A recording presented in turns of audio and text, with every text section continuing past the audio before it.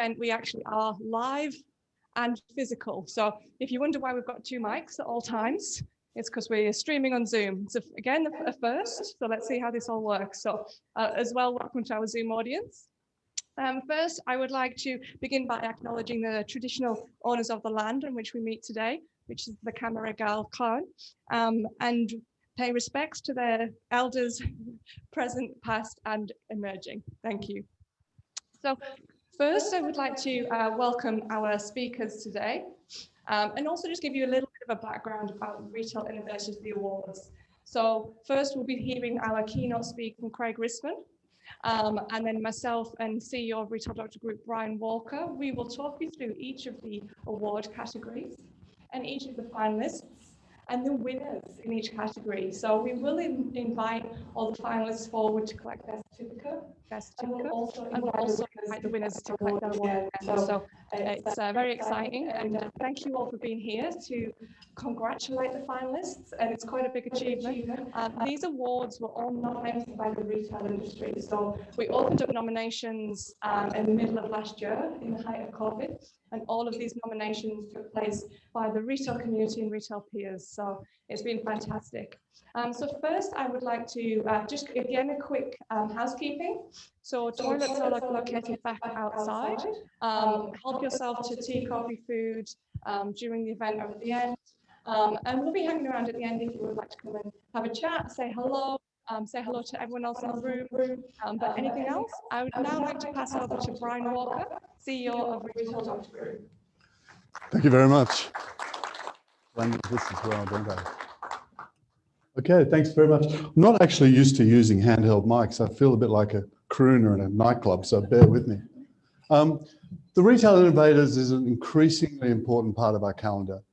For those who know Retail Doctor Group, we are part of a global alliance that do global awards, innovator awards, but we want to continue to recognize best in breed. And the piece around innovation is always about how we adapt and how we're one step ahead of the curve. And whilst the businesses and the people that you see today, all in their way, display this essence of stepping one part ahead of the curve, they're not actually seeing the rules the way the rules have been written. They're seeing where they need to take their business. And as leaders, how they need to lead to be ahead of that curve. And the gentleman that we have the pleasure of meeting today, Mr. Craig Risman. Craig is a business futurist and innovation expert. So I first started to get to know Craig initially through the work he was doing, and then particularly through LinkedIn at the time. And I remember meeting Craig and Craig telling me this lovely story about his childhood.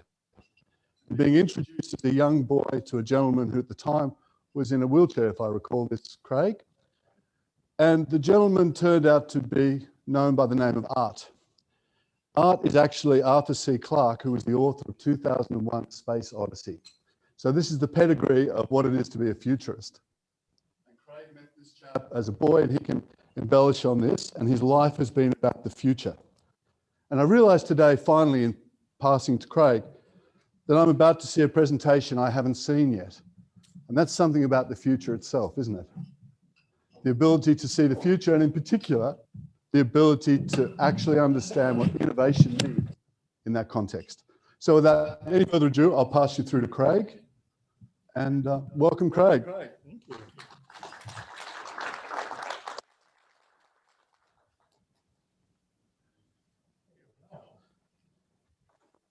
Hands up if you've met a futurist before. Oh, few of you you've met. Anybody remember their names? Oh, Craig, there's more than just me. Come on. Did you know that we've graduated over 900 students with strategic foresight degrees, and they're all gainfully employed? I was in Canberra delivering a presentation on emerging business trends, and I quoted the Australian Bureau of Statistics, and the table in the back started yelling, that's us, thanks for using our research. Do you know that there are 24,000 futurists part of the World Future Society? About a third work in academia, about a third work in research and the government, about a third work in the commercial world. That's where I come from. And I work with the biggest company in Australia. Do you know who the biggest company is in Australia? It's up there on the far. BHP. Do you know what their IT budget is per year? Just guess. $1 billion a year. $1 billion a year. And I also work with networks of smaller businesses, moms and pops businesses that are part of networks like franchise groups. I work with a lot of franchise groups as well. And every industry you can imagine.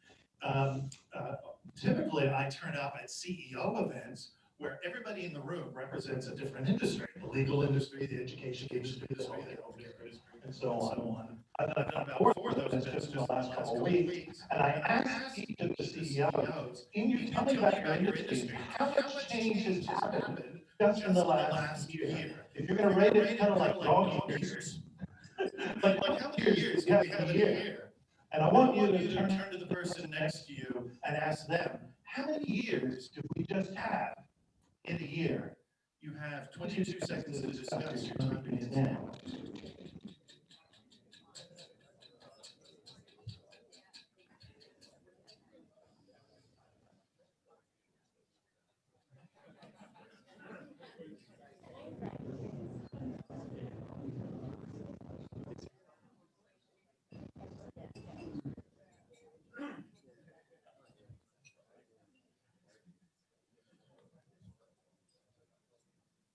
Five, 4, 3, 2, 1. Show of fingers. Show of fingers. How many years in this year do you think we experienced? 5, 7, 8, 7, 10. Yeah, some people. Do you know? I'm going to show you one graph that I think you'll love. Charts. I love charts. I've got 890 of them to share with you. This one shows that some people said 14 years. A big percentage said 14 years or 1 year. Brian asked me to address 2 questions from a futurist mindset. So I went to my community and I asked them, give me feedback. What does innovation mean to futurists? The overwhelming response from my community was this. Innovation is the required response to accelerating change. Wouldn't you say? It is the required response. But when I work with organizations and I ask them, what have you done that's innovative lately? Many of them struggle to share a story with me. They say, one company said, oh, we were the first to deploy Salesforce in Australia in 2004. So, are you familiar with how change is accelerating? And the required response because of this accelerated change is being driven by this shift in the economy that we're experiencing right now, which is called the fourth industrial revolution. The first industrial revolution was a revolution of power. It was steam power. We found that we could power weaving machines, looms, with steam, and all the weavers revolted. And what did they commit? Sabotage. Oh, yes, that's where this word comes from. The weavers reacted against steam. The second industrial revolution was a revolution, another power revolution, where we didn't have the power next to the factories. We had it on the grid, and that was electricity. The third industrial revolution, which is the one that we're exiting right now, is a... Do I need another one? Sorry, can I give you both? We're having Zoom issues. Audio. Because everyone is very well aware of Zoom issues at the moment. Okay. How's that? Better? Yep. Hopefully.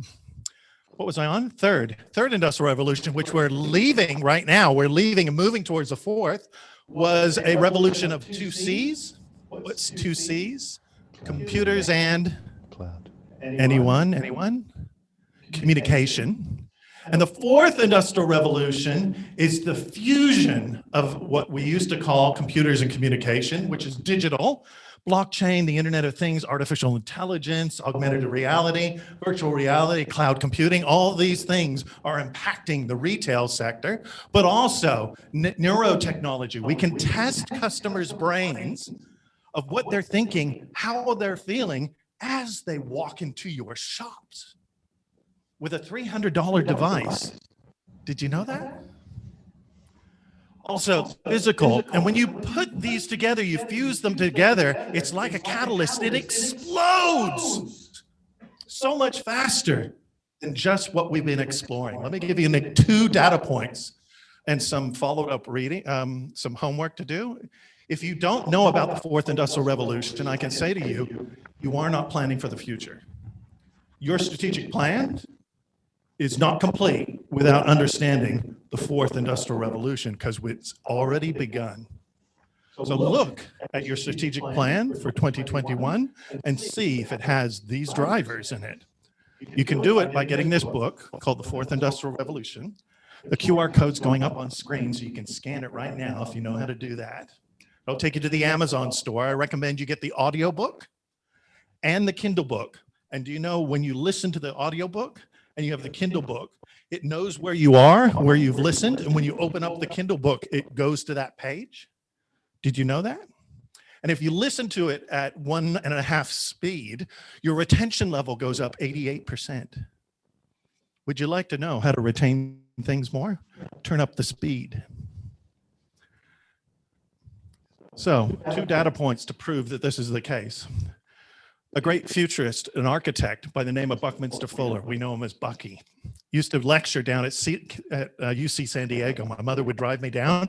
He would lecture out in the quad so anybody could listen to his talks. And he once talked about the speed in which human knowledge is doubling.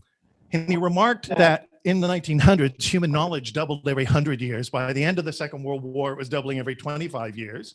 Today, it's doubling every about 12 months. But one company says that one driver of the fourth industrial revolution, which is the biggest driver to impact your industry ever, will drive human knowledge, the doubling of it, down to this time frame. Now, look at that graph. Estimate to the person next to you, what do you think the time frame will be by 2030 that human knowledge will double? You have 15 seconds to discuss. Your time begins now.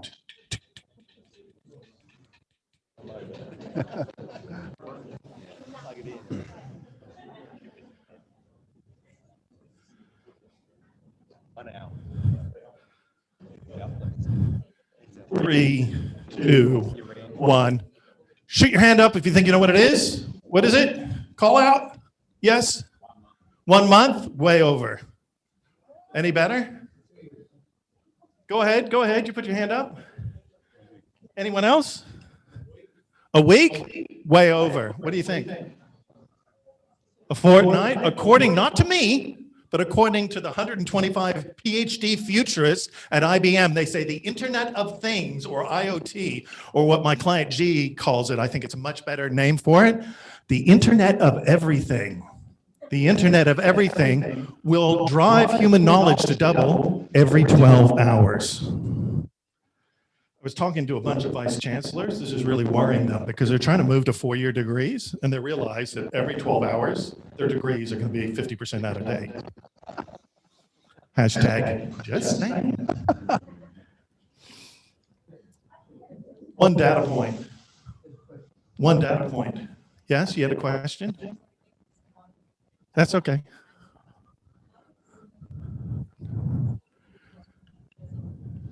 A model?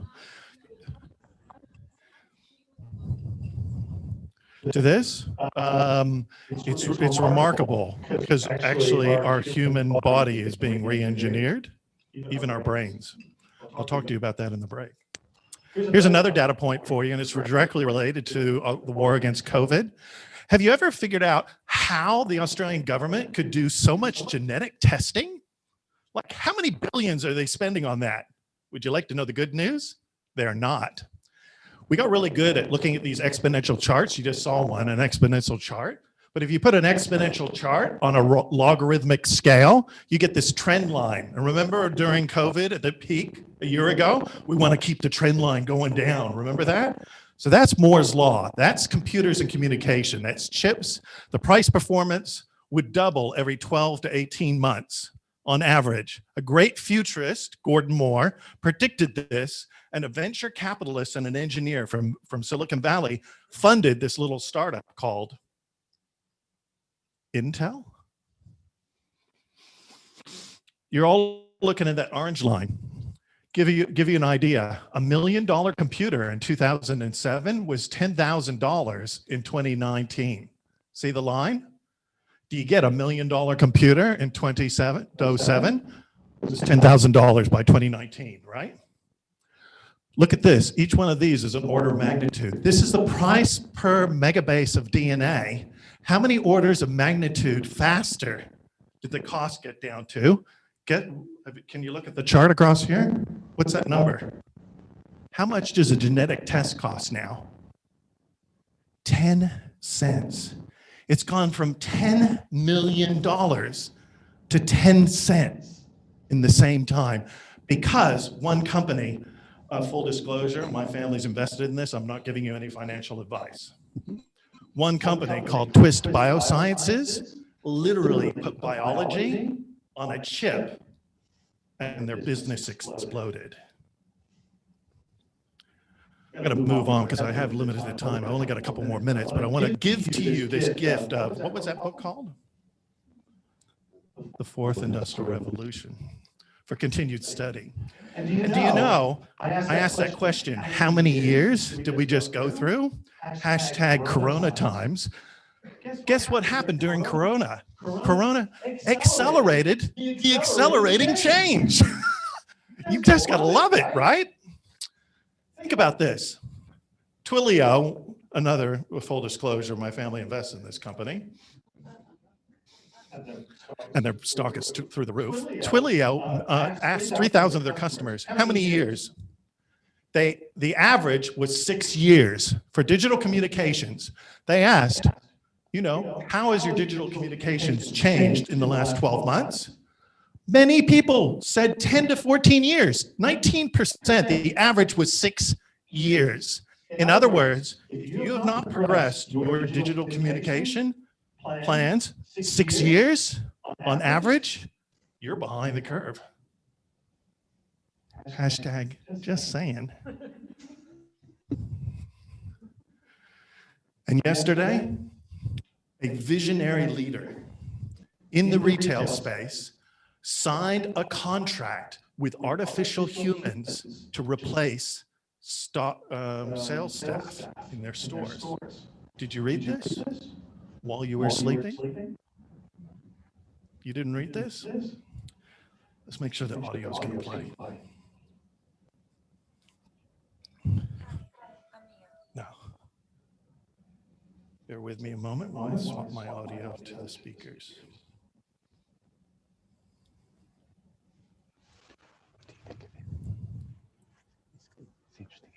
Hi, I'm Neon. Hi, I'm Neon.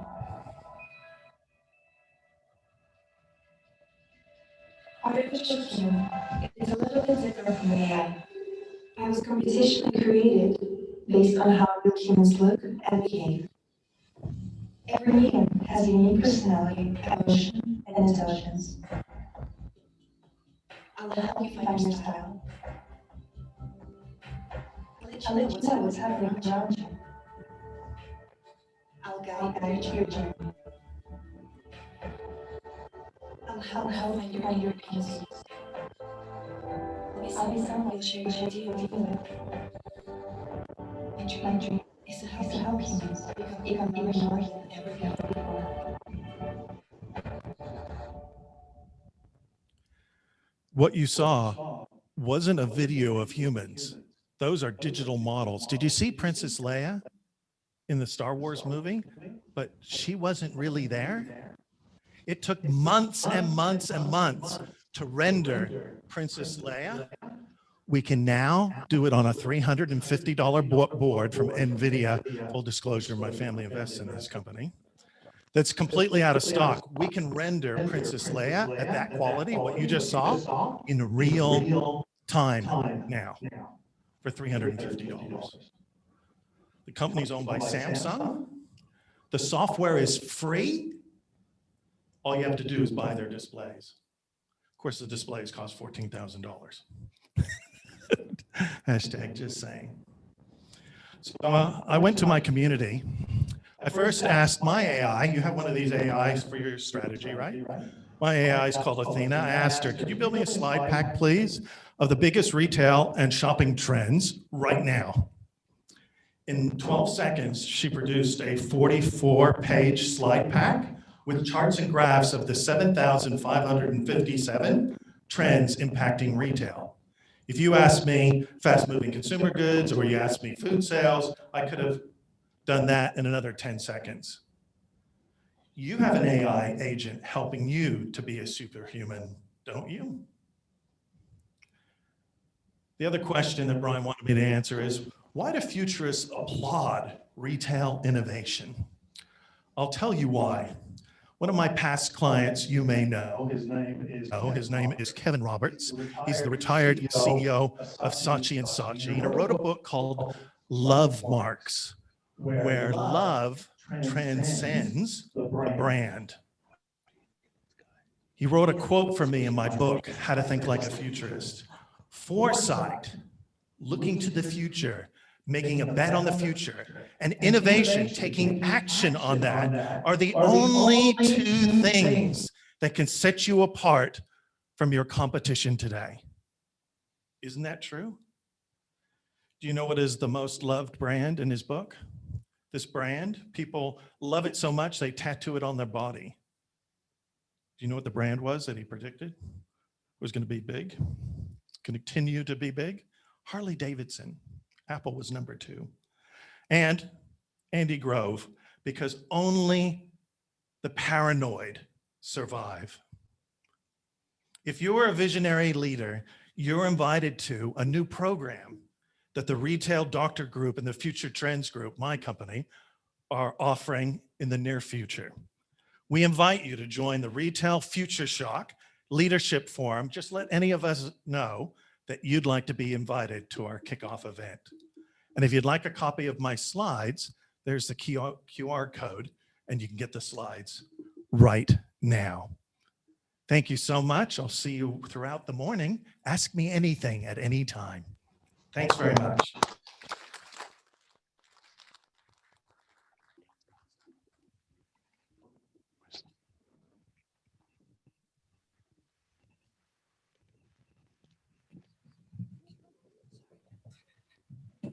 Thanks very much, Craig. Fantastic. While Anastasia is setting up, you would by now realize why we took the liberty of inviting Craig. Because ultimately, we believe that innovation is also about thinking of different environments in which to innovate. And increasingly, I hold the view that real innovation won't actually come from the industry you lead, paradoxically. It will come from all the influences of the world around you. So I think the first element of an innovative leader and an innovative business is curiosity. It's actually about asking questions that you mightn't have otherwise asked. It is ultimately about being a student, not a teacher. And the great CEOs display that quality. And I should have mentioned, of course, that we do our Future of Retail podcast. And I've had the great pleasure, again, of interviewing Craig. Free to come on to that. You'll see more of Craig's insights. You'll also get to enjoy a perspective on everything that influences our sector. We didn't touch on it today, but the rise of autonomous vehicles, the role of shopping centres, the role of car parks, the role of insurance, the organisations that depend on the motor vehicle and depend on the way we drive motor vehicles today will change exponentially in our lifetime. Our children's children won't drive. That's a given. And so that's one example of the change. And for those who might have noticed, Apple are deep in and may have consummated the deal to buy Hyundai. And that alone as a snippet is fascinating. If you think about Apple owning a car company, you start to see the value of data and so on. Now I think we'll get to the awards, otherwise I can equally talk about this. So welcome, ladies and gentlemen, to the actual awards. And thank you very much. We have 6 categories. And before I talk about the categories, I also want to thank our very good friends and partners, the digital integration specialist company MindArc. Matt and team, thank you for being here. We've done some projects with the guys.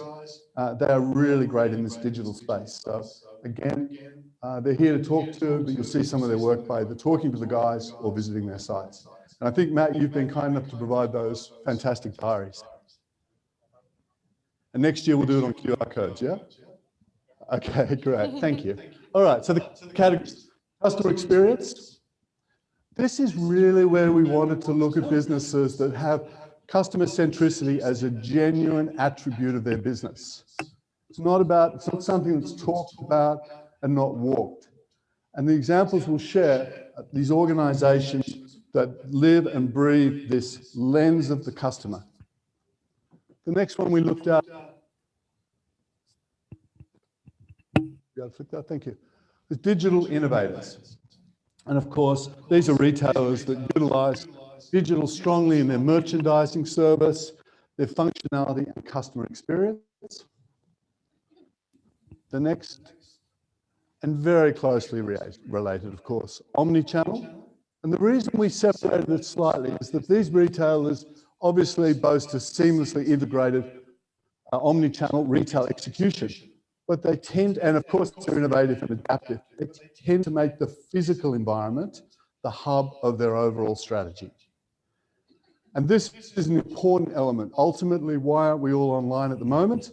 It's because we are social by instinct. Unless you have other tendencies, you like people. And so this is the whole hub of what it is to build customer experience. Anastasia will take us through research strategic focus. It's no surprise to those of you who know us that we believe all great strategy starts with great insights.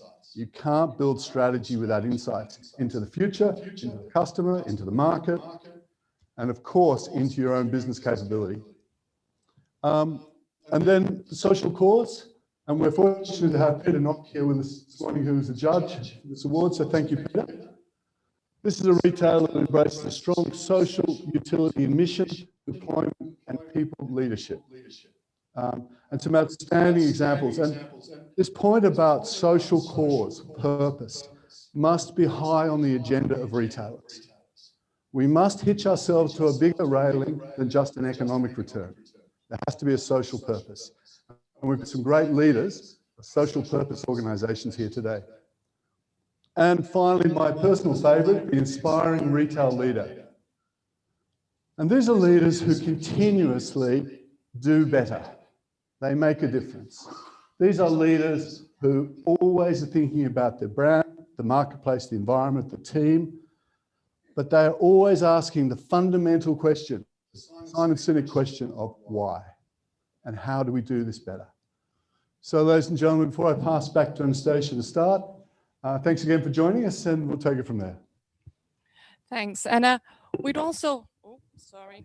It's microphone heaven here, isn't it? I know. Just like to give a big shout out. Oh. Sorry, guys, having many technical issues.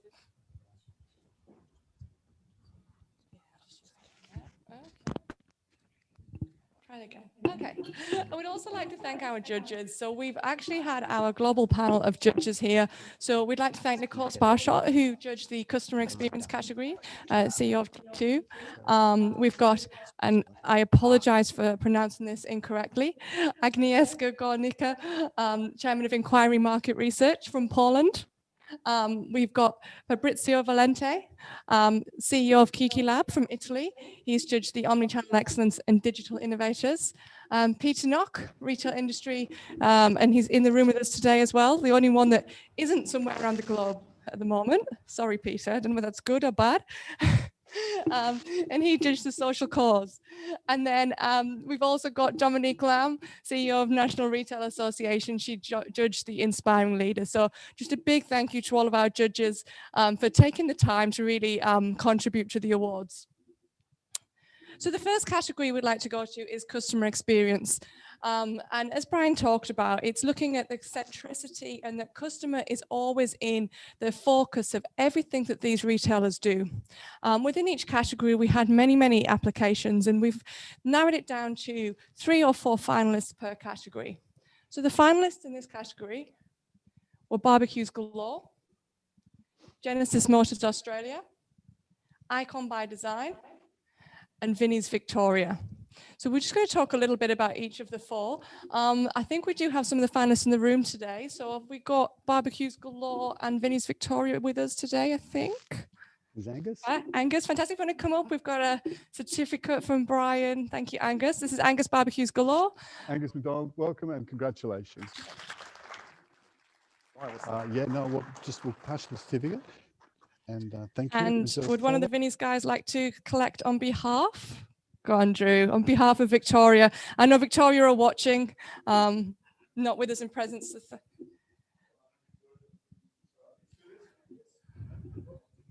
Thanks, guys. Like I said, thank you for bearing with us with our technical difficulties. First time trying to do live and in person. We're getting there. So firstly, Barbecues Galore. So what we looked at is within this category, Barbecues Galore really looking at keeping the customer at the center of their journey. So really looking at how they can change that retail experience, what they need to have in their stores.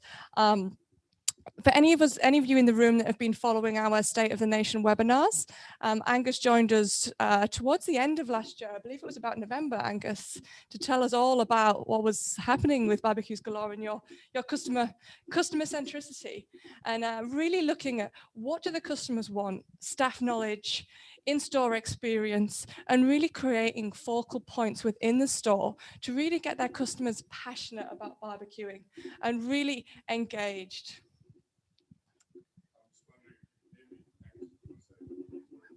Great to be able to talk about the journey that we've been on in the last year, and the journey in particular around how we've really reflected on what makes our brand special, and the way that we actually create an experience that is really unique and special to our brand has been a really big journey for us. And being able to redesign our store experience, redevelop our product offer, and invest in systems and processes underneath that to bring that to life has been a big journey. So we're only just getting started, mate.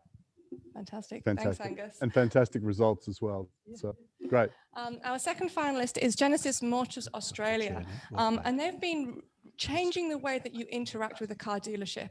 So there's no longer a dealership model. So all of the car showrooms are owned by Genesis. So that's very different to begin with. So as a customer, it's really about bringing the car to the customer. The showrooms are in CBD locations. If you want to take a test drive, they'll bring the car to your work or to your house.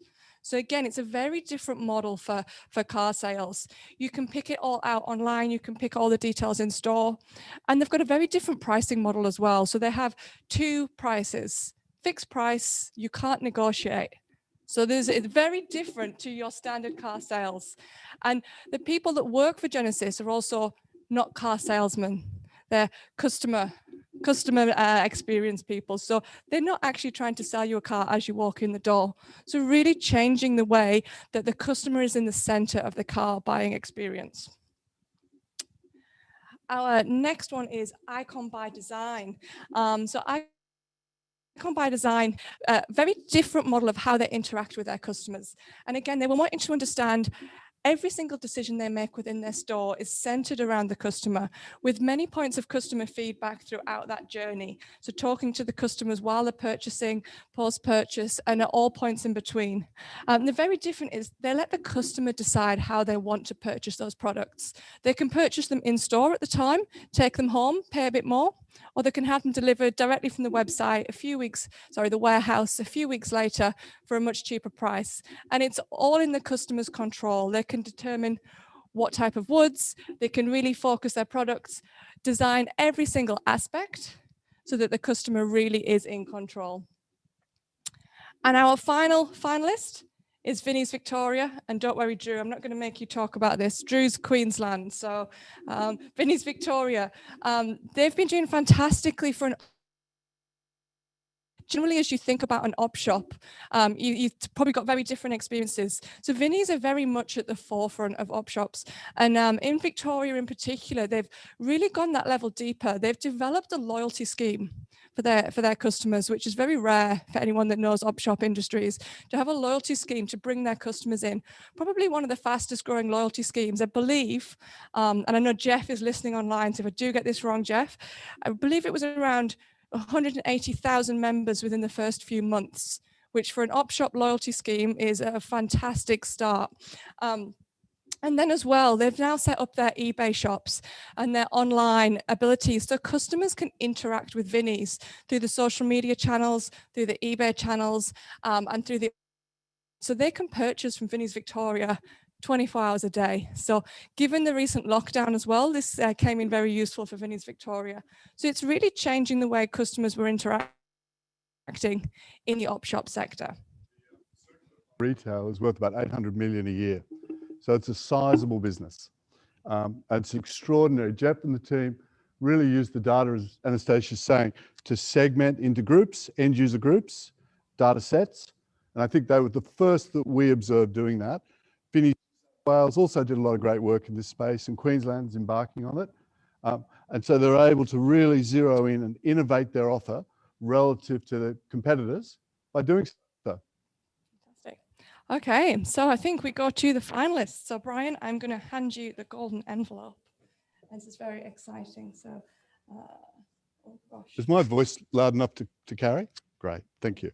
Drum roll. Okay. And the winner, as judged by our judges for customer experience, are the team at Genesis Motors Australia. Fantastic. So, a big congratulations to Genesis.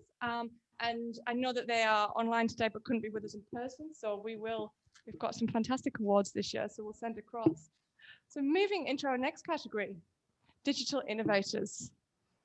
So the finalists in this category are Between the Flags, Muffin Break, Rebel Sports. And so, and Granton is here today, which is fantastic. I think I'm just going to use my voice. All right. What's really interesting about this model, when you get to talk to Grant, the leader, you hear a man who set out 6 or 7 years ago to be ahead of the curve, who saw the trends, who saw the waves, and said, how do we integrate e-commerce into our surf apparel merchandise business such that customers can have a continuous journey with us? And this interesting point at the bottom, customers can continue their purchase journey when they leave the physical environment online and obviously back again. We've got this seamless interplay, which, you know, obviously is holding them in good stead. And the other piece that was interesting, and I hope I'm quoting you correctly, Grant, the touchscreens in store for unattended transactions are changing that physical reliance on staff, interaction with screens, basket size rising, and a really impressive thinking around store format size as a consequence, stock levels as a consequence, and thinking through the model. So, Grant, have I done that justice? So thank you and congratulations on our friends at Muffin Break. Well, that's a product that I love, as you can tell, Natalie. What I really we loved about this and the judges loved was, again, this thinking outside the square. As the shopping centre environment changes, as customers, we need to think about the retail experience in 3 phases: before transaction, consummation of transaction, post. And we need to think in this way. And so what this business has done, and also clear in the other examples, it's thought about the customer journey. It's thought about the customer transaction, and it's thought about the originating cues and how to get in touch with contact with customers well before the physical environment, well before. And so that deep sort of thinking and insight, and of course, segmented consumer messaging. this is a business that I really like in a deeply competitive environment, not just an environment around sports retail, but an environment around apparel retail, merchandise retail, international competition. This is a business that is really focused for Tom and the team about driving the innovative customer experience and how to do it in an economic and brand accretion way. So here we see Rebel Sport thinking about things such as virtual gaming areas, innovation rooms, dedicated stylists, and I love this piece around using AI.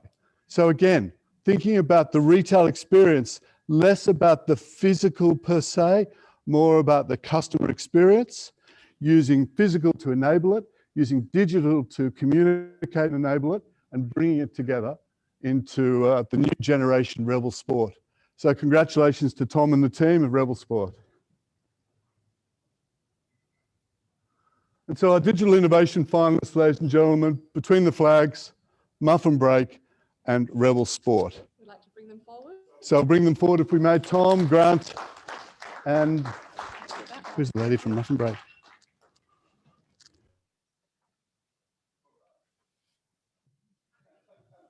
Good to see you. How are you getting on? Good? All right, so we'll do some photos. Come and join us, Grant. Tom. Now, Tom, well done. Grant, fantastic effort. Pride of place, I hope, above the mantle. And Amanda, let me do the honours. Thank you so much. Come, we'll do a photo. Come in, boys. It's okay. I won't bite. I promise. I know I'm a consultant, but I promise not to bite.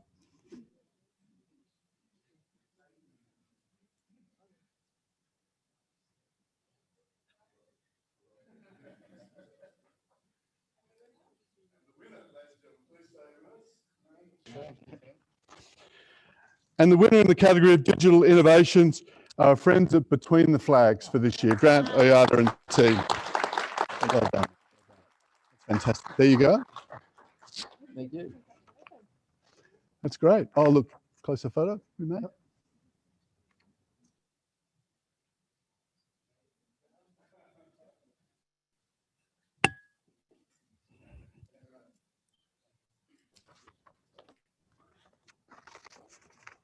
Okay. You've got the clicker, right?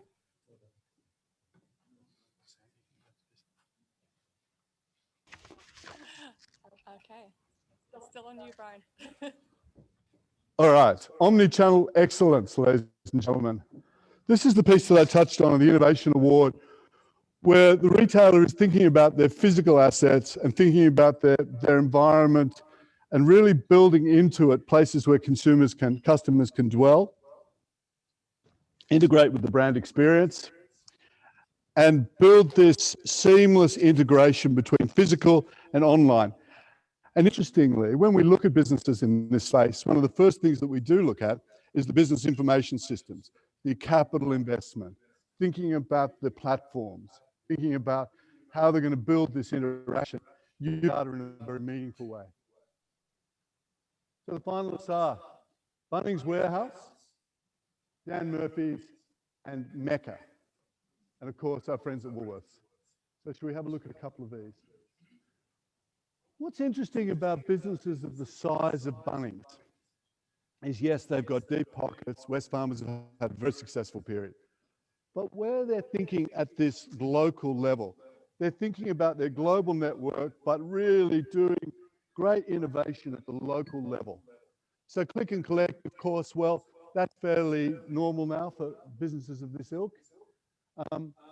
But they're enabling customers to self-search, self-select, the product to boot. So they've got a car registration finder as you drive into the courtyard, or the car park rather.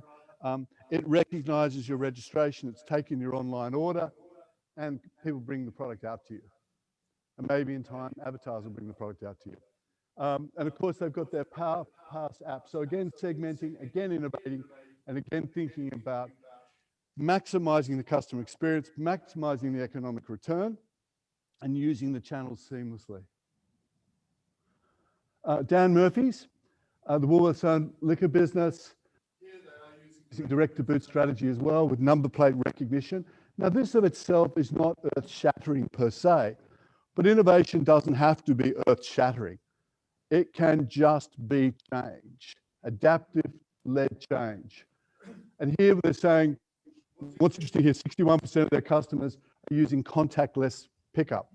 So again, customer usage, period of the pandemic, and thinking very clearly about how do we utilize every aspect of that customer interaction and utilize our physical environment as the cornerstone of it, if you like. Mecca, I'm a little bit outside this target market, but anyway. This is all about me, basically. So I can go and put the beauty product on. I can go and Snapchat, I think that's what it is, isn't it? Can someone help me with this? Snapchat and post to YouTube, and I can have this simultaneous experience, not just in the store, but with my friends, with my audience. So if any of us have got teenage girls, you know that's huge. Utilizing Instagram live function for tutorials and events. And this is the other interesting bit. Over the years, as retailers, we've grown up as owners of the knowledge. But in fact, the strategy now is about impart knowledge. Use your expertise to train, to teach, to build loyalty, to make it less about product on shelves, more about teaching and bringing this loyal factor to it. They do some interesting stuff around selfie students using the AR technology, augmented reality, and they've got their interactive beauty bars. So I can continue my in-store beauty bar experience with my online beauty bar experience. So I can go home, get in front of well, ultimately my phone, and continue my experience with my makeup on, which is a long process, Viv, as you know. Well, I know anyway. So there we are. Woolworths. Time to skip the queue. This is a good little innovation. It's a digital integration app that allows customers to shop and pay online. So for example, I might go to my Woolworths because I want to touch the product. And I'll just use my mobile, my handheld, I'll just look at it all, scan it all, place it in order as I would online, but I'm physically looking at the product. I no longer carry it out. It's delivered. Now, it seems so simple, doesn't it? But again, it's scan and go technology, reducing queue time. So now I can use my device and I'm able to tell how busy is this supermarket, what's the queue time like, what's the scan time like, and I'm able to figure out when I want to visit based on intel. And so customers are more in control, and that's really the heart of this. No, I don't believe we've got anybody in the building today from this group. Okay. So we just go straight to our winner. I think we're all. Okay. Well, the Omni Channel Excellence Award winner for the Australian Retail Innovators 2021, ladies and gentlemen, is Mecca Cosmetics.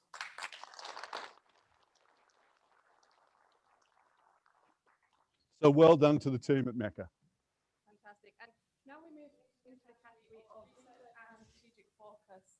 So the finalists within this category are Amber Tiles, Aussie Broadband, and the Party People.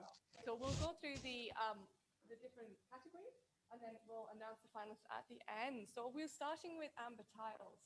So Amber Tiles, as you're probably all aware, have been around, Shirley will tell me, 47 years. So they've been in the business for a long time. And I think one of the things that Amber Tiles have done recently was decide, well, how do we really look at our journey, look at that business that's been around for so long, and how we're going to make it last another 47 years. So what we've done there is they've looked at who is that customer, what is that customer journey, and really going into every single detail of who are they and how can we make that different.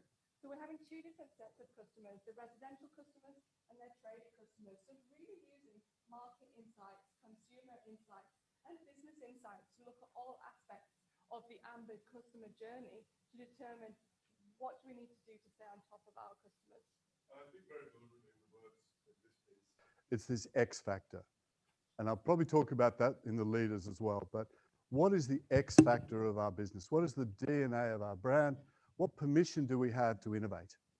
And then how do we do it? So understanding our X factor, because Shirley might disagree with this, but to a layman like me, a tile is a tile. It's how you build this whole customer X experience. Congrats to the Amber team for doing this. And next up, we have Aussie Broadband. So if anyone has come across Aussie Broadband before, they've really looked at how do we differentiate within the telco industry. So what they've done is they've thought, what are the big pain points for customers? They've looked at that customer journey and thought, what are the big pain points? But also, the industry is so dominated by the big top 3, top 4 telcos. So they've really looked at their research to determine, how do we break into this industry? And they've really gone from being a very much an unknown telco provider to in the top 6 in the country in a very short space of time. So the Aussie Broadband, what they're looking at is the customers are always the center of their business. So they've gone from the start, what are those customer pain points? Well, let's bring all of our call centers into Australia. So again, their first differentiating fact was, let's keep it Australian. And one of the other things that they've realized to really look at their strategic direction was transparency. They're transparent in everything they do. So rather than hiding all the details, they'll tell their customers what is the speed you're going to get, what is the uploads, the downloads. So they're really changing the way that they interact with their customers. And this in itself has really looked at developing their long-term strategic direction and caused them to have such a rapid rise. And finally, the party people. And the party people very much changed the way that they were looking at their future and in the quick, short-term strategic. So obviously, coronavirus hit, no one's having parties. Legally, we're not allowed to have parties. So caused quite a bit of a problem for the party people. So they were able to really think and pivot very quickly and look at, how do we change our direction? And it was really thinking about that strategic, how do we move? How do we keep in business through this period? So what the team at Party People did was really talk to their customers, looked at, well, what's trending? Where do we need to pivot to? Let's stock hand sanitizer.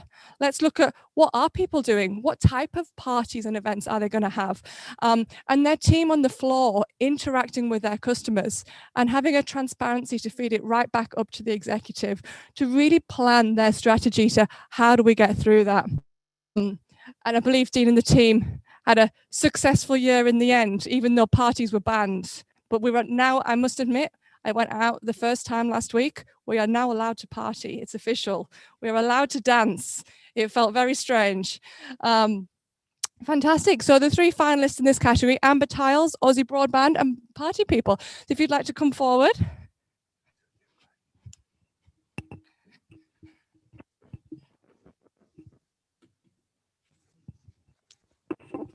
Fantastic.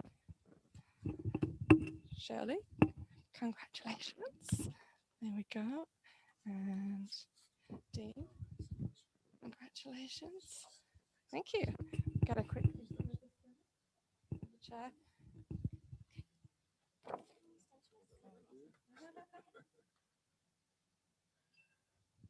Fantastic.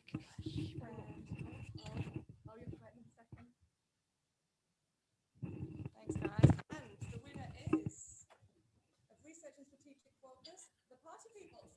Well done, congratulations.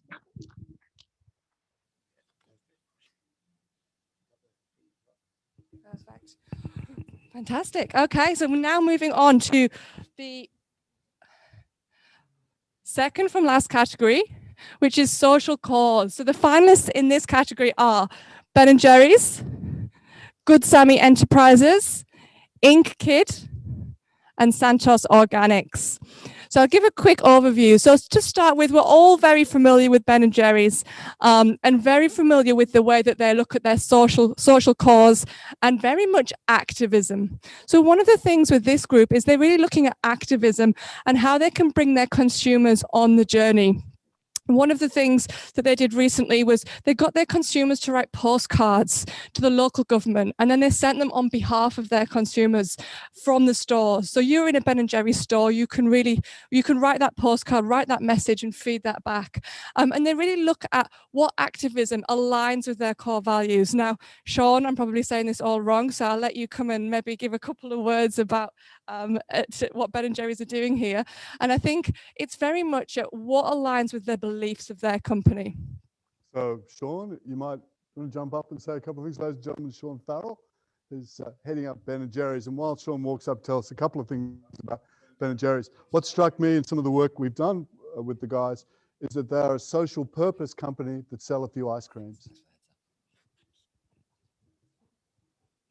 Hi guys, I'm Sean. Ben & Jerry's is a social company that happens to sell the world's best ice cream. So what we want to do in Australia is try to help very much on climate change and make sure we get some justice in there, move away from the government focus on the gas-fired recovery and move towards renewables. So what we try to do is try to use our brand to give back. And Ben & Jerry's believes very strongly that companies have a responsibility to give back, which is what we're trying to do by sharing our brand, making people aware of the impact that they can have, bringing communities together, and hopefully Thanks, Sean. Sorry, I was putting him on the spot there. I hadn't given him a heads up that he was going to speak, so that was very well said. Our second company is Good Sammy Enterprises. So these are op shop group from Western Australia. And their differentiating factor is they're looking at how they can provide employment options for people with disabilities in the area. And they've really got a strong dedication to how they then bring the environment and really look at the circular economy and recycling within their stores. And very much to aim to build the confidence and the skills of these people with disabilities within the workplace. So not only are they acting as an op shop retailer and looking at the circular economy and sustainability, but really the people. So how can they support the local people? And the next one is Inkkid. So this was very interesting. They really looked at it from the customer's point of view, as in, who is the customer? What is the problem? And it's very much, how do we develop clothing for disabled children that's easy, accessible, easy to dress? So their whole purpose is to make it easier for children with disabilities to feel normal, to be able to dress easily, to really be part of the tribe. So functional, but funky, trendy clothing for those that are in need, and very much dedicated to keeping it local, supporting their local customers. But I think it was just very smart, thinking outside the box. Where is there a need? How can we help these children? And finally, Santos Organic, so based up in Byronshire, and very much local is what I would say about this retailer. They're very much looking at ethically sourced through the entire chain, but how they can support their local businesses. So it's all local suppliers, local produce, and very much creating a hub for the local community. Looking at reducing plastics, so they're very much along the way from reducing plastics completely within their business, and looking at every single point of the retail journey, how they can make it more sustainable and more ethical. So within this category, we have 4 finalists. And I think, let's have a look. The envelope. Sorry, I have forgot to bring up finalists for your certificates. So I think we've just got Dean in the room today. Sorry, Sean. Not doing very well this morning. Yes. So let's call up. Yep. So the winner for social cause, Anastasia. Want to give the certificates? Oh, good call. Okay, let's call up Sean. Ben & Jerry's. Had to happen sooner or later. Well done, mate. Yes. We can tell it's been 12 months without a live event. We're out of practice. Anyone with us from Good Sammy Enterprises? No, we haven't got anyone else, I don't believe, in the room today, just online. Inkkid, same, and Santos Organics. But congratulations to the finalists and the award winner. And the winner for this category is Good Sammy Enterprises. Yeah, very good.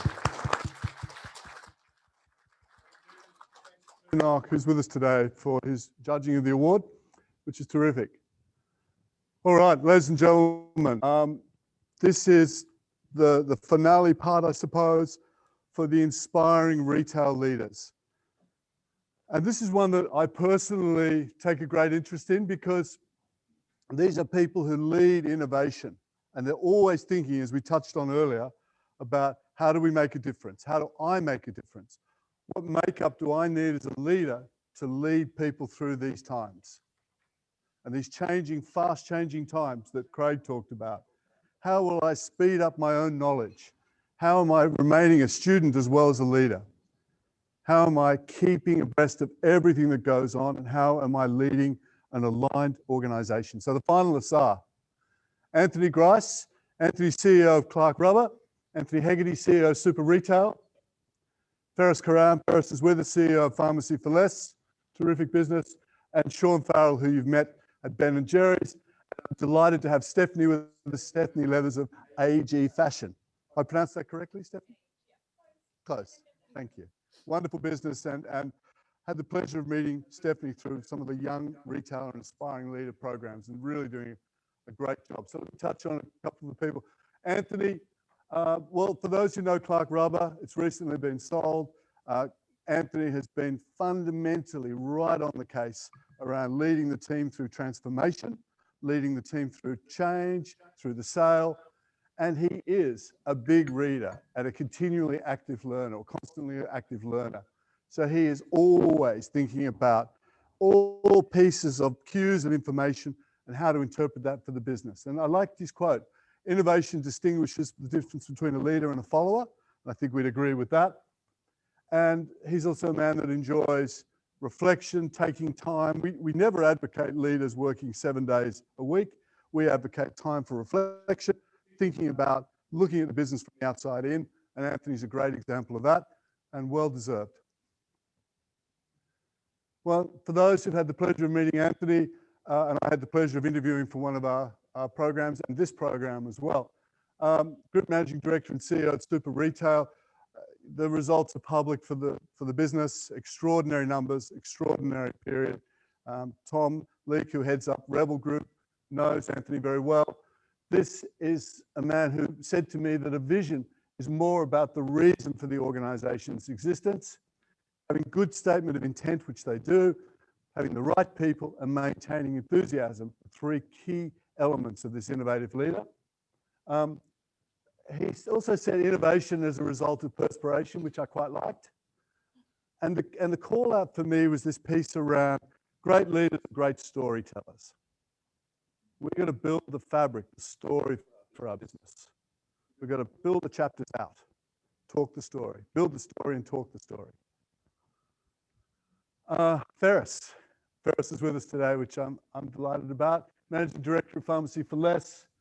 Well, Ferris, when you talk to Ferris, he and I talked about the great parallels between high performance sport and high performance business. And there are many, some of which, of course, this whole concept of coaching and mentoring, actively being out there to support others, to embody the leadership values, the alignment that you need your business to have. Certainly has an empowering and open leadership style, and I've witnessed that firsthand. Nice comment, and I agree with this. Innovation happens every day in business operations. It doesn't necessarily come from the summit. It can easily come from someone on the shop floor. And it's how you create the environment and the culture to allow and accommodate that to rise. Sean, who did a fantastic job, Sean Farrell, coming up without any prompting at all or any advance notice, and it's pretty instinctive, I think, for Sean. And so, head of Ben & Jerry's, nice empathetic style, which I liked, and I thought that was a really good piece. I want to avoid the word authentic. I went to a talk the other day, someone used authentic about 30 times in 30 minutes. So, but I do want to say there is an authenticity about the way Sean and the team operate.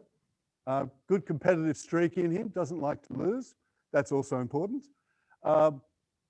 Really about leading and playing out that playing field that we touched on.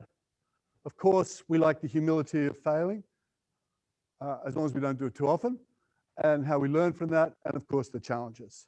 So I think, ladies and gentlemen, the next one I wanted to talk about was Stephanie Leathers. Stephanie is the GM at Age Fashion Business. Well, I put that little hyphen at the end, but anyway. I just like that Stephanie is a provocative thinker. She just doesn't accept. She's always challenging the norm. I like that. I think that's the thing you've got to be. You've got to challenge. And bringing this idea of, I would say in hindsight, certainty to uncertainty is important. Great learner, really keen industry leader now and into the future. And a nice piece about the people leader in the business and how one leads and joins the other. So ladies and gentlemen, there are finalists as voted by independent judges for this year. There are people in the room who lead businesses that I know are every bit of these leaders that were on the wall today. But without further ado, I think we'll tell you who our winner is as judged. Now we're bringing our leaders up. Oh, of course we are. Must get that right sooner or later. All right. Can we invite everyone up who? Ferris, Sean, Stephanie. We've got chairs for you, although they are high chairs. So hopefully. Guys are okay, Stephanie, sorry. Ferris. Okay. So just yes. So just for our listeners at home, I'm just going to give you a mic so when you speak, if you can speak into this one, so we can pick it up on the TV. So what we thought we'd do, rather than for the moment, for a short while, is just I'm going to ask the panel in sort of, I don't know who's the style of doing it now, Graham Norton. I'm going to ask the panel a few questions about what it is to be a leader. As long as you don't say Piers Morgan, I think we're fine. Yeah, that's a good point. All right. Maybe Ferris, I'll ask you, if I may, what is it to be a leader of a business through such change that Pharmacy for Less and the sector is experiencing? Thanks, Brian. Thanks for the morning that you've put on. I think, full credit to the Retail Doctor Group. It's an honour to be amongst such great names in Australian retail. So I'll start by answering the question. It was asked of me when we were in the interview about what is leadership, and I think we can all agree on one point, which is leadership is all about influence. It's not about your position, and it's about being able to change the direction of where you're heading to look at something new that's over the horizon. So for me, I guess, Brian, and as a business, Pharmacy for Less has been trying to innovate the way we do pharmacy and the way we do healthcare. And it's an interesting space because it is a retail destination, but at the same time, a lot of our customers are attending the pharmacy probably in a situation where they've probably had a health event of some sort, and they're looking for some advice. And so we're really trying to change the way that we approach that interaction with our customers, and we're trying to change the direction from being quite transactional, getting your prescription filled or buying what you need from over the counter, to having a relationship with our patients, trying to build an understanding of their health and trying to take them into a space where we can actually make a difference to their lives. So I've been really impressed by some of the corporate socially responsible businesses today. I mean, Ben and Jerry's and Good Sammy and some of those guys are really inspirational. And I almost want to take some of that into healthcare, and it is a really great way to service your customers. So in terms of leadership in our sense, we're looking at how we influence not only ourselves internally, but our customers, and also the industry wider, so that we can actually deliver a better pharmacy industry and a better healthcare industry for all Australians. The innovative culture in your business, how as a leader do you nurture and prosper that environment? Yeah, I think it's a really interesting time where leaders have to really lean into their responsibility for creating this culture. I think we spend so much time as leaders finding the right person and curating the perfect team, creating all of these frameworks, the direction and the tools that they need to do their job. But we're not necessarily spending and leaning into the behaviors and the soft skills that the teams need to play within that framework. So I guess for me, I'm very passionate about creating environments and moments where team members feel confident in contributing and being creative and celebrating thought diversity. I think when you put people in a space where they contribute, they have far better answers and reach. And in this very fast world, they've got different perspectives. So creating a culture for me is really about celebrating those moments, creating those moments and unlocking that for the team so that they champion those ideas and they have a lot of ownership there. I'll ask you a question which I'm curious about. In an organisation such as Ben & Jerry's, you will get decisions to make as a leader that have to balance the economic with the social. And I'm wondering what the thought process as a leader is, as in terms of interpreting that. Yeah, it always makes it a lot longer answer. When you bring the social side in, it's always a lot harder. It's easier to chase after the shorter dollar. It's always easier to try and create the outcome that's quicker. If we bought all of our merchandise or the ingredients into our ice cream just from the cheapest supplier, we'd be quicker, we'd probably be more profitable, but our impact would drop. And you've got to stop seeing it from the dollar that goes into the till to seeing the impact for the person that comes and works in your factory, or the people that help to supply your t-shirts, or the people that help to supply your merchandise. Those communities, the impact of them is significantly doubled for the cost of a few dollars. And so when you turn around and see it from their perspective and see what the businesses can really do and can change the world, then there's no going back there. It does take a lot longer to do, but the value of it is huge. And then you're seeing that massively with millennials coming through, what their expectations are. It's not just a piece of paper you can put on a wall now. It's something you've got to believe in its results and experience in this industry that shows that you really are true to your core. Great answer. Stephanie, I'll ask you a question. I'll ask the other gentleman as well. The thing that I'm curious about, and we talked, particularly with Craig talking to us today, is about the organisation of the future.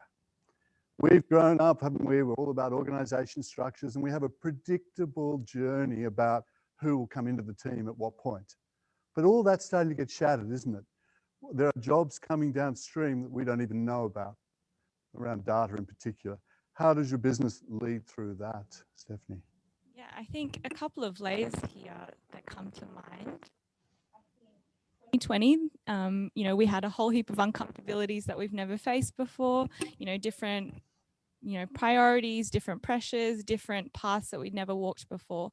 But I actually think the greatest gift it gave for us is the environment to really hone our skills in good judgment and how to look to the future. And in our business, we talk about, the second bounce of the ball, what's the decision after this one and what's the repercussion and the effect of that. So I think there's winning with pace and there's acquiring new skills and bringing in all of those talents.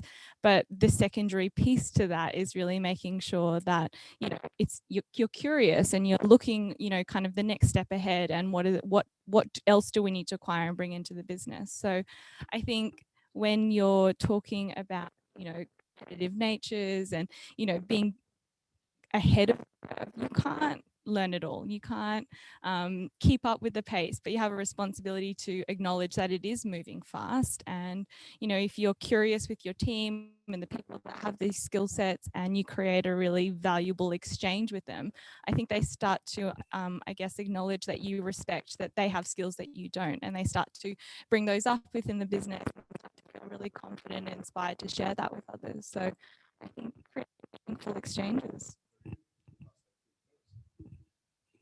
Add a little dimension to that question, and thank you, Stephanie. The 5-year strategy plan, the 3-year strategy plan, how intriguing as a leader, in terms of the change of pace that Craig talks about. How do you sort of think through that as a leader with your team? It's almost interesting to watch Craig's presentation this morning about how quickly information is doubling. For me, I've definitely experienced that within healthcare, and in our pharmacy space, it just seems to be doubling at a lot faster rate for me personally. And I think we've had to come to terms with the fact that in this new environment, you have to back yourself, make some decisions, be part of a team that you trust so that you're making the decisions as you go along. And if you make a mistake, maybe that second bounce of the ball is how do you pivot again and then do something different with the next bounce. So I think, in terms of, looking at how the future is and, having the confidence to make those decisions on the go, and understanding that we're not going to know everything moving forward. If your information's doubling in every 12 hours, I'm absolutely gobsmacked because, it's doubling at the rate of years at the moment. We're struggling to keep up with the change of pace and adaptation. So really the new world is adapting on the run. And, I'm excited by it. There's a little bit of fear absolutely that comes with it, which is this, how will I cope? How will we cope? How will the team cope? And how will the business cope with all of this change and innovation? But that's also what's exciting about innovation for me, that, it's the unknown. It's what can we possibly achieve if, we didn't set a barrier. And, too many quotes are out there about, setting the benchmark high enough that you'll achieve it. Well, let's try and set a benchmark that's almost impossible to achieve and see how close we can get. And that's pretty much the attitude we've taken to innovation, especially over the last couple of years. And maybe the 3 to 5 year plan, Brian, coming back to your key question, is maybe that's a thing of the past. Sean, it's a great answer. Yeah, it is interesting, this piece of strategy. I just think it's got this inherent tweaking, but it's much less rigid than it might have been once. And I think you make a great point, Ferris. Sean? Yeah, I might change it to a 3 to 5 month plan.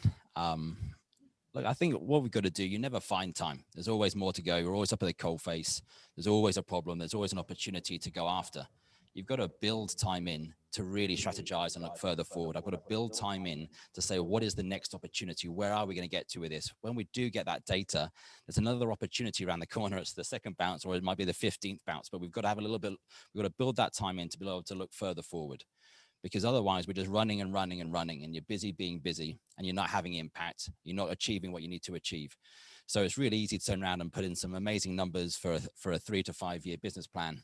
But if you don't stop and cut back a little bit and carve out that time to look further forward, and then try to double down on the impact you truly want to have, then you're going to end up falling behind. And it's that sharpen the saw moment you need to build into your time. One last question, if I may, Stephanie. You know, the expression about get the right people on the bus. Now we all know that that's much harder than it seems. You know, people use that term and it sounds so easy. What do you do as a business around integrity, values as a leader when people aren't the right people for your bus? Really good question.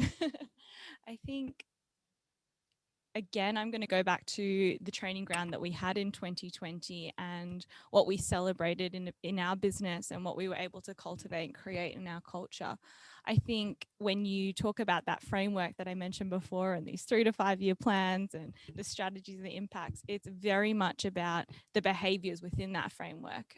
And I think you start to see very quickly when others can recognize and role model and can find their own examples within that framework, and it starts to get very, very powerful when the team members feel really excited about the cause, feel really impactful in their cause, and know that they're contributing to the bigger picture. So I think it's also about having really respectful conversations when someone doesn't feel engaged in that moment, and having perspective to identify it and create that safe space for them to say, why aren't you feeling clear or engaged in the mission, or how do I help you feel purpose in what you do? We just had a conference last week actually, and one of my rotations we talked about, you know, everybody playing their piece and everyone understanding the impact that they have in the business. And I watched, you know, a number of, you know, kind of up and comers in our business really kind of look back and go, this is all really interesting and exciting, and I feel really confident in our leadership team, but not really understanding that, you know, they're a critical piece as a support function, as a research function, you know, as an enabler in our business. So to really unpack that and create that space and time for people to feel purpose in your business is really, really important.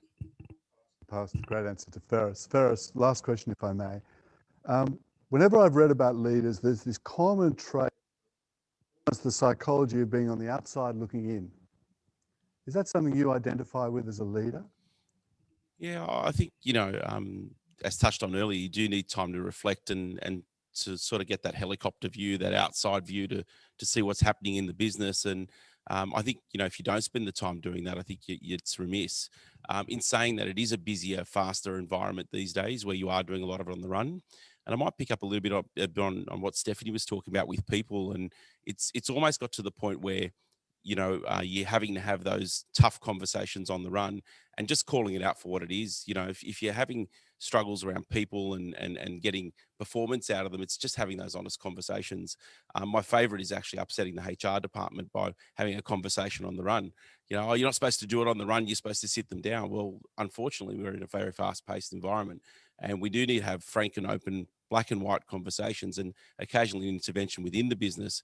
But you can't be having those unless you've actually had the time to consider what you're going to say in those moments, in those opportunities. So definitely the helicopter view, spending some time out of the business and getting your mindset right, even if it's Monday to Friday, 9 to 5. I know traditionally people sort of talk about time for reflection, but it should be a part of your regular part of your diary, is that you've got time to prepare, time to take out during the day to reconsider what you're doing for the day, resharpen the sword and go back in there and work harder and better and faster and adapt to this whole new environment. This is, you know, super fast pace. Great answer. Sean, last question, if I may. Do you think we'll see a day with Ben and Jerry's where R and research and development, innovation will sit somewhere on the P&L of the company? It does. Great. It does, absolutely. It's vital. You got to keep improving. You got to keep and allocate funds to do that. Absolutely. Yeah, we've got R&D team. We've got a CMI team reaching out, try to be futurist as best as we can to understand where we're going. You know, we've had plenty of better for you ice cream coming out, and we're a little bit sugar heavy sometimes, but obviously it tastes significantly better and everyone enjoys it more. But you've got to flip and work around with people, not just on a whim, but with data behind it. And then you've got to research into that. And again, it takes longer to go and find the why we have to be fair trade, or where we're getting our why our chocolate comes from Madagascar, from the farmers there, where it might be. It takes a little bit more time. So you've got to be steeped in that data to know where you want to come from and where you want to go to. And then when you do that, you've got to make sure then it proves itself. But you can't just have one moment. You've got to have 3, 4, 5, 6 a year to have a little look to see which one does work. And then you can delve deeper and deeper into that. But absolutely, moving into the future, you need to have lots more on the CMI side. You've got to be innovating on a regular basis, and we've got to bring out lots of new flavors and new occasions to be created. Very good, very good. Ladies and gentlemen, a round of applause, if you would, to our to our inspiring retail leaders. Sean Farrell, Anthony Grice, Anthony Hegarty, Faris Karam, Stephanie Leathers are indeed our winners for this year. So these good people and the two who aren't with us are our finalists and share the award for 2021. So one round of applause, please. And they get a complimentary bottle of Retail Dr. Group. It's a bit early in the morning, but there's RDG straights and it's actually drinkable, I promise you. All right, so Sean, I'll pass this to you, please. Very much. Tricky to do that, but there we are. Thank you. Great participation. Well done, mate.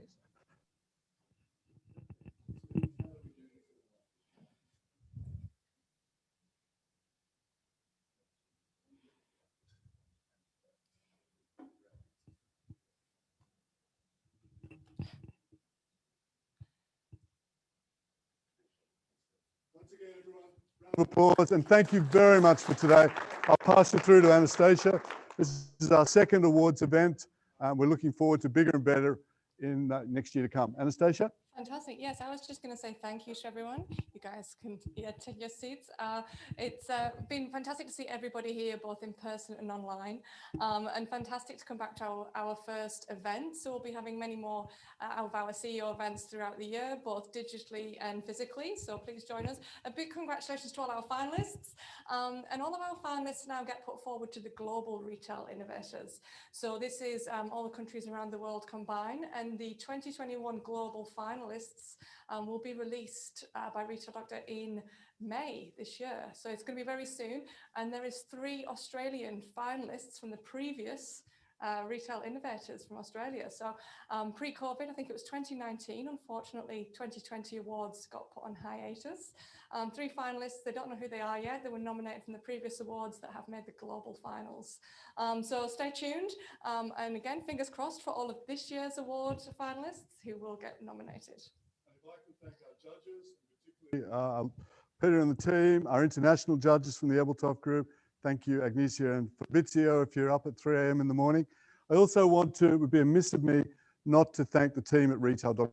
Group, from Anastasia, Josh, and the team. Thank you very much, Mohit. Thank you very much, guys. Please join us for a coffee. And again, there's our Retail Innovators for 2021. And thank you, Craig Rispin, as well. Big thanks to Craig. Thanks,